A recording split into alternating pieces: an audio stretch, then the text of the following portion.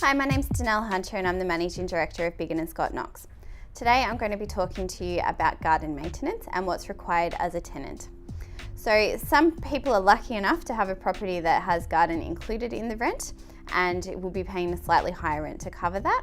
So you don't need to worry about anything other than possibly watering the plants just to make sure that they don't die in between visits from the gardener. Normal tenants, you are always responsible for the garden. So gardening means lawns and weeds. Tall trees and shrubs are the landlord's responsibility and gutter cleaning is the landlord's responsibility. However, if you see that the gutters are overflowing and they need to be cleaned, please let us know so that we can organise it for you.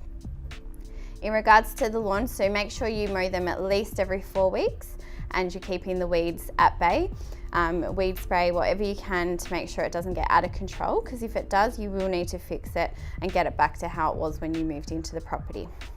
For those of you living in unit blocks, there sometimes is body corporate, so you need to make sure whether the body corporate includes the garden at the start of the tenancy, so you know whether you're responsible for the front and back or just the back of the property.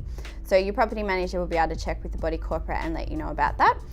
But yeah, make sure you're aware because it's not always included with body corporate. It really just depends on the type of body corporate and what the owners have agreed to. So that's something you should always clarify.